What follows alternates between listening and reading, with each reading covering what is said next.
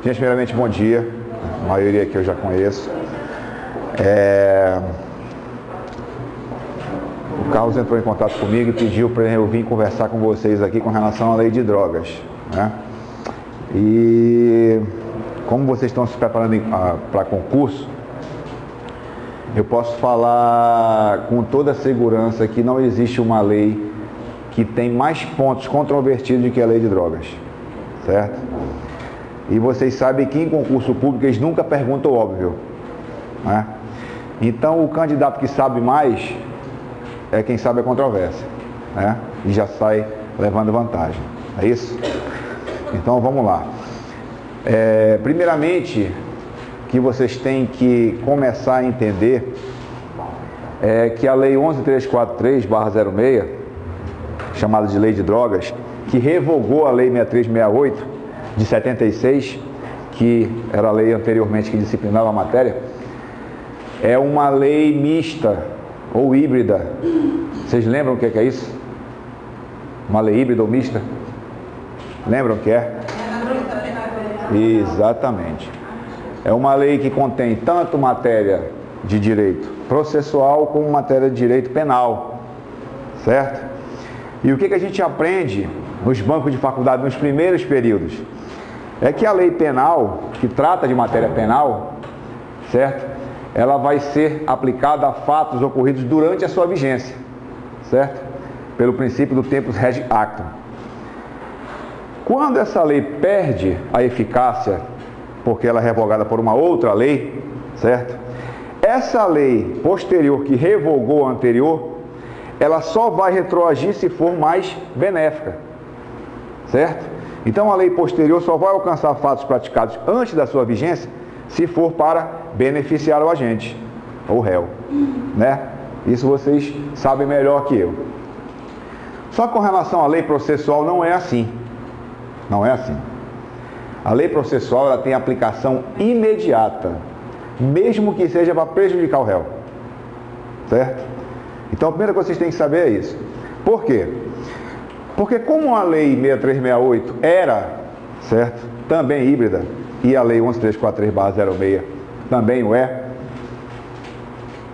ocorrendo um crime na vigência da lei anterior, certo?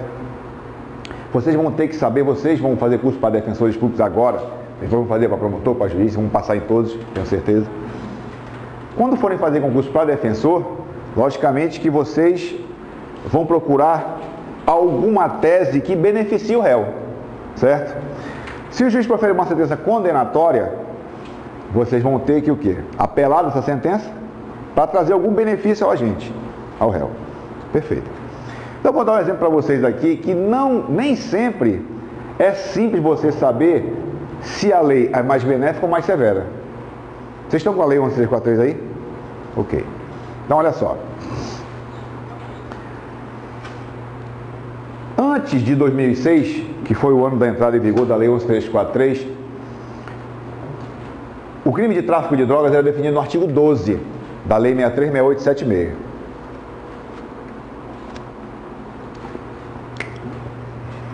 Lei 6368/76, certo? O tráfico era definido no artigo 12.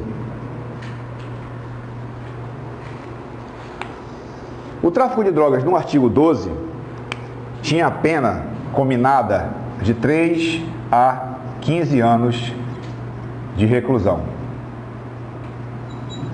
certo? Então vamos supor que esse réu que está sendo processado, ele praticou o crime na vigência da lei 6368/76. Vamos supor que o crime tenha sido praticado em 2004, certo? 2004. Inquérito policial foi instaurado, ação penal, o Ministério Público denunciou, o juiz recebeu a denúncia, começou a ação penal, certo?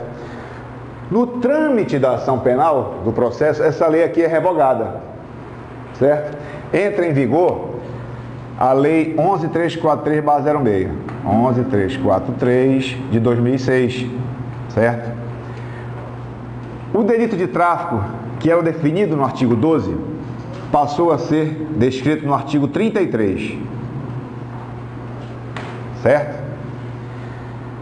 Com relação ao tráfico, quando essa lei nova entra em vigor, o legislador aumenta a pena mínima de 3 para 5 anos e mantém a pena máxima de reclusão. Ok? O que acontece? Você olhando assim a priori, né? Logicamente que o processo ainda está em andamento. Vamos supor que segunda-feira eu fosse julgar esse processo aqui. Eu não sou mais juiz de entorpecente, mas fui por 5 anos. Se eu fosse julgar esse processo aqui, logicamente que a lei que seria aplicada ao caso, certo? Seria a 6368, que ela é mais benéfica.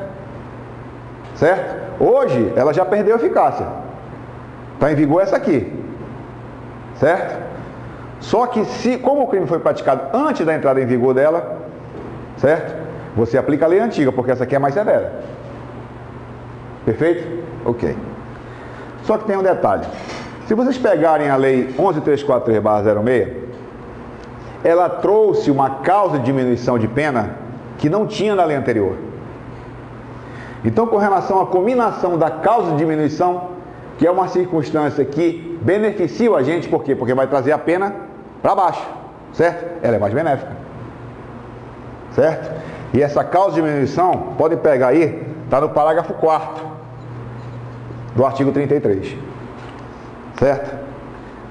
Que fala que o juiz pode reduzir a pena quando o réu, não sei o que, for primário de bons antecedentes. Tá? Aí a pergunta que se faz é o seguinte: qual é a lei a ser aplicada? Já adianto a vocês que, apesar de alguns doutrinadores entenderem que você pode usar uma lei antiga com a lei nova combinando lei, certo? Isso não pode. Não pode combinar a lei. O juiz não é legislador para criar uma terceira lei. Ou é uma ou é outra. Certo? Então o que é que você tem que fazer? Você tem que pegar a lei antiga, certo? E fazer a individualização da pena. Tá? Vamos falar daqui a pouco como é que se faz uma dosimetria da pena. Circunstância judicial 59, acha a pena base, depois analisa agravante e atenuante, causa de aumento de diminuição e acha a pena definitiva. Certo? Achou a pena definitiva? Vai para a incidência da lei nova. Mesma coisa. Circunstância judicial 59, pena base, agravante e atenuante, causa de aumento de diminuição. A pena que der menor, você aplica. Certo? É isso que você tem que fazer. E vocês, como defensores públicos, vão ter que saber qual é a lei mais benéfica para ser aplicada ao réu. Por quê? Porque se o juiz condena o cara nessa lei aqui, certo? Aplicando a lei nova, com a causa de diminuição, mas se as circunstâncias que ele considerou aqui, aplicando a lei antiga, for mais benéfica, vocês têm que pedir a aplicação da lei antiga, não a lei nova. Porque ela é mais benéfica. Certo? Então nem sempre é tão simples assim a gente saber qual é a lei mais benéfica. Porque se você olhar sem incidência da causa de diminuição, com certeza essa aqui é mais benéfica. Mas com a causa de diminuição, não. A mais benéfica é a lei atual, não é a antiga. Né? Entenderam isso aqui? Beleza. Com relação a...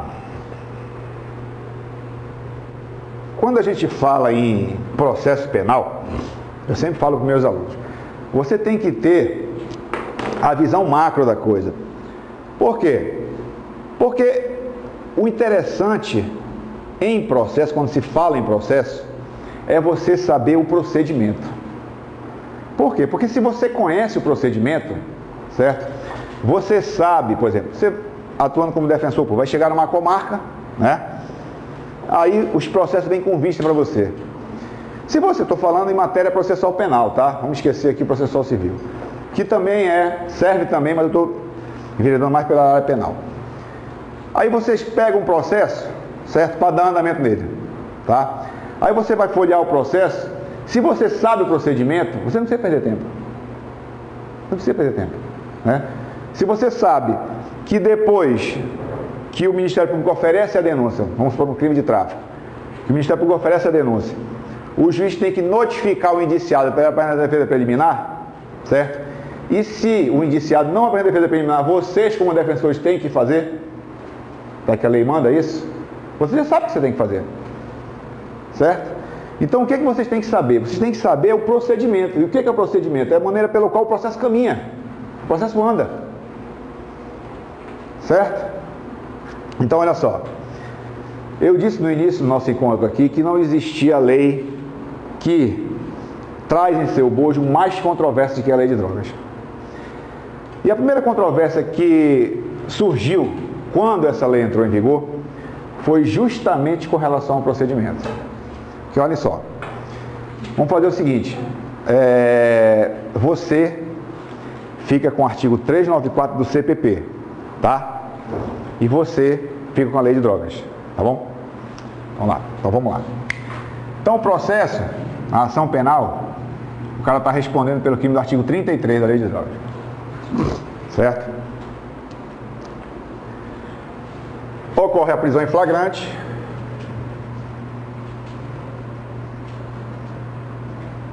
certo? Instaura-se inquérito policial. Vocês sabem que uma das formas de instauração de inquérito policial é a prisão em flagrante, certo?